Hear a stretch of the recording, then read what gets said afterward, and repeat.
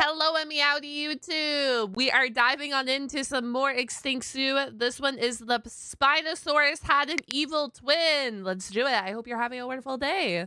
100 million years ago, the late Okay. Cretaceous had just started. And in northern Africa, the largest African predator of all time and the second biggest theropod. I think this is also, not everyone's, holy moly, I'm so sorry. This is a lot of people's favorite dinosaur, the Spinosaurus. Science was roaming about.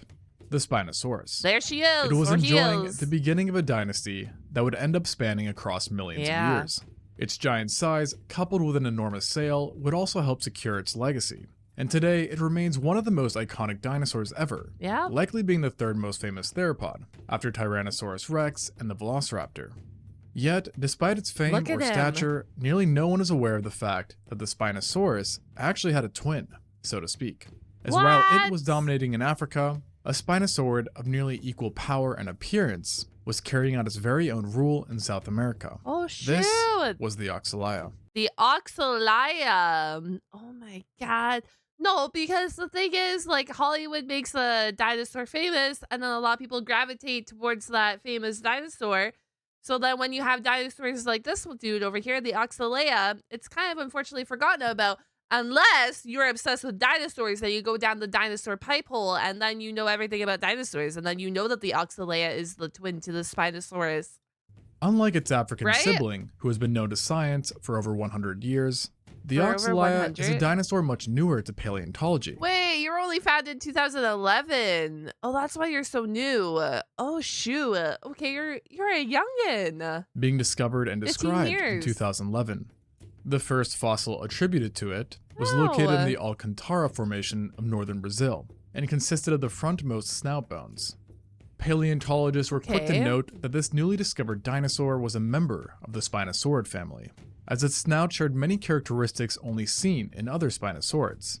Interesting. This clear classification led to a quick description and naming, with the founders dubbing it Oxalia quilumbensis, Yeah, that makes sense. a nod to the African deity Obatala. Nice. The finding of such a dinosaur in Brazil was big news, but not necessarily a monumental one, as Spinosaurids in Brazil were already known about, and had Oh. been since the late 1990s, through genera such as the Irritator. However, despite being a bit late to the party, Oxalia still blew many away, not because of a crazy feature or anything, but because of its size, as the snout, plus a later found skull So he was like a big boy. Isn't it exciting that we're still finding dinosaurs? I don't know.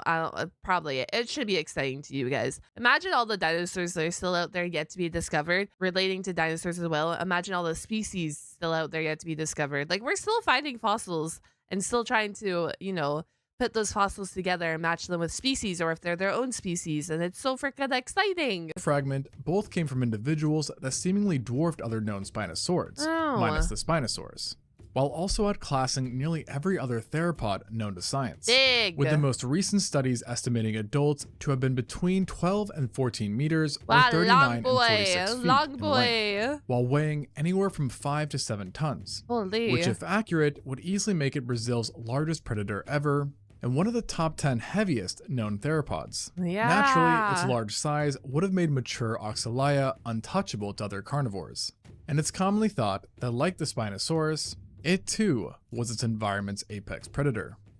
Because of the shared role between Spinosaurus and Oxalia, and that the two were closely matched in size, paleontologists have long been curious on the relationship between them, a curiosity that is Yeah? only heightened by the fact that both lived at the exact same times. That's crazy. It's crazy seeing the height when compared to a human too. Leading some to consider Oxalia to not be a new dinosaur, but rather a new Spinosaurus species, who That might have makes reached South sense. America via Africa, since at the Mhm. time the two continents were much closer than they are today. Yeah. It's also possible that the Oxalia, or rather a direct ancestor, was in South America the whole time, as roughly 140 million years ago, it was physically connected to Africa. And so, Oh. a population of Spinosaurids may have been divided as the two landmasses split, and then they adapted to their difference in their habitats or something. eventually giving rise to This is a Oxalia Spino. in Brazil. On top of all this, Mm. there is yet another argument that Oxalia isn't even a new Spinosaurus species, but simply a younger adult of the already described Spinosaurus Oh. aegyptiacus, who hadn't finished growing. Yet, for now, it's still officially considered a valid genus, with the strongest Okay. evidence of its uniqueness being the differences seen in its skulls, as Oxalia had more tightly packed teeth, a relatively thicker jaw, and a more straightened snout compared to the So what I'm hearing is we gotta go fossil hunting and find a better skull or more bones belonging to the Oxalia. Spinosaurus. Nevertheless, the similarities were still uncanny, and it's widely believed that the two were very close relatives, with Yeah, that paleontologists makes considering sense. Oxalia to have been more closely related to the Spinosaurus than to other Brazilian Spinosaurids. Typically, Interesting. the questions surrounding its relation to the Spinosaurus would be further solved by analyzing its entire skeleton, although this is a bit tricky to do with Oxalia, as its bones no longer exist. Hmm. Because tragically, after its discovery, all known recovered material was stored in what was Latin America's largest natural history museum, which caught fire in 2018, leading to the That's loss so of 92.5% sad. of its entire catalog. 92.5% gone. That's so sad. Which also included all the Oxalia's bones. And since That's then, no more sad. fossils of it have been unearthed. All right, chap. Pack your bags. We're going fossil hunting. Who's in? We got an Oxalia to find. Along with not being able to fully answer the question regarding its relation to the Spinosaurus, the destruction of the bones also means that we don't know much about its general appearance, and paleontologists are not even 100% certain if it had a sail or just a ridge. Although, due to its proposed close relationship to the Spinosaurus, most reconstructions and studies do assume that it did possess a sail, which it could have used Okay. in a number of ways, including heat regulation, display, and intimidation, as it made individuals appear larger than they really were. Beyond its sail, paleontologists are thankfully able to tell with better confidence what this prehistoric nightmare was like, as across all Spinosaurids, some features were universal, including extremely robust and powerfully built forelimbs. Holy. Like its relatives, Oxalia would have had a giant set of stocky arms that were both equipped with relatively large claws, with the first digit possessing a disproportionately long claw, giving it the appearance of having hooks for hands. And to go along with these That's menacing. You get scratched by one of those. You know what? It's kind of like equivalent to like the anteater. Have you guys have you? I'm so sorry, but have you seen like an anteater T-posing? Have you seen the claws on that bad boy? deadly hooks, the holotype showed that the Oxalia also had an enormous skull that somewhat resembled that of a modern crocodilian, and could reach 1.35 meters or 4.4 feet long, making it bigger than the Okay. skull of the Acrocanthosaurus. Jesus. And within this giant skull, its mouth was lined with over 40 sharp conical oval-shaped teeth. This all paints a rather menacing conical picture. oval. That's the same teeth that like whales have, right? Am I thinking of the right? I know. I think beluga whales have that shape of teeth. And yet these characteristics were actually more good news than bad news for coexisting dinosaurs, as these traits seemingly made Oxalia better designed for fishing than killing dinosaurs. Specifically, paleontologists believe that it used its large claws to slice and hook slippery large fish, while its teeth further prevented escape thanks to their conical nature. Additionally, the teeth were arranged in a rosette pattern, which basically made them interlock while clamping down, essentially creating a fish trap. That makes This pattern sense. of teeth is also in fact seen in living animals today, Yeah. including the Indian gharial, which is currently Earth's most piscivorous crocodilian, adding more cool. fuel to the idea that Oxalia was indeed a master fisher. Even its environment I mean, like you said, he has the claws to go fishing, and he has similar teeth to what we see in whales too. Um, so a lot of them, trap their fish, they bite it or whatever. And if he has claws to rip apart it as well. suggests a seafood lifestyle, as many large fish similar, and sometimes the exact same, as those seen in the Spinosaurus' habitat lived alongside Oxalia as well, including Atlanticopristis, Onchopristis, Mawsonia, and Stephanotis. Don't get confused though, because in spite of its seemingly lackluster fishy diet, Oxalia was not a dinosaur to be trifled with, and it had no problem holding its own against terrestrial predators, thanks to its Well, you did say that it was like the apex, or believed to be the apex predator within Brazil area, right?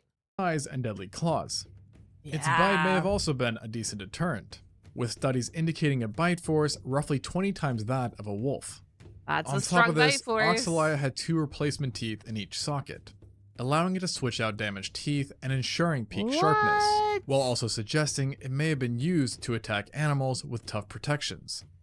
Along with being no pushover, Oxalia likely wasn't a strict piscivore, with the common thought being that overall, Oxalia was an opportunistic carnivore that would prey on small to medium-sized dinosaurs and non-aquatic animals from time to time. This is primarily based on findings seen in its relatives, as the irritator is known to have preyed upon pterosaurs, while a baryonic specimen was found with both fish remains and the body of an iguanodontid within its I mean, I feel like at that point, it's whatever you can get your hands on, right? That's why they call them opportunist hunter. Like you're not going to pass up on you're not going to pass up a dead body or like any prey or whatever. You're going to eat it, stomach. especially if you're hungry. Adult Oxalia most likely spent the better Unless if you're like a freaking koala who only wants to eat one type of eucalyptus, then I guess you're like that. It really just depends on the animal. part of a day near sources of water where they could prowl for fish, while also being on the lookout for any terrestrial animals nearby that they could ambush. However, this is where the confusion arises once again, as if you know anything about Spinosaurids, namely the Spinosaurus, then you know that no one agrees on to what level these guys were accustomed to water, leading some to think that Oxalia was an adept swimmer who was capable of deep diving for food, while others are more conservative, believing that it wouldn't have been a graceful swimmer, being limited to swimming clunkily on the surface, while preferring to stick to the coasts and wading in shallow water. And the most recent studies tend to back the wading hypothesis more, though this is still very heavily debated. Whatever the case, we know that Oxalia to some degree did get wet, as unlike other theropods, its nostrils were positioned much farther up along its snout, a design meant to help keep water out of the nostrils when its head was partially submerged. So while clearly having some adaptations meant for a watery life, scientists believe that Oxalia was still surprisingly adept on land, even though it had fairly shortened legs, and was probably fast enough to catch an array of lumbering animals, especially if it was employing ambush, which seems very probable considering its environment. Studies on the formation where it was found suggest that during the late Cretaceous, Oxalia lived in a habitat not far from the coast that had a mix of fresh water and brackish water. While now this makes me intrigued. Like, I wonder how many other species of Spinosaurus that we don't know about yet, that are yet to be discovered. Land itself was dominated by humid tropical forests, where conifers, ferns, and horsetails created thick canopies, providing ample hiding places for all. Past these forests, the earth gave way to open areas that were much more brutal and dry, holding an arid or semi-arid climate, with periods of lengthy droughts being common. Animals typically try to avoid these areas, but in the forest and coastline, life was extremely abundant, leading to Oxalia living alongside many other dinosaurs, including Limiosaurus, Malawisaurus, Itapewasaurus, a Carcharodontosaurid, 2 Titanosaurs, 1 Abelisaur, and a Dromaeosaur. It also lived alongside other Spinosaurids, one of which is undetermined, while the other was Sigilmassasaurus. One of which is undetermined. This is what I'm saying. There's so many out there. Close in size to Oxalia, and was the second largest predator around.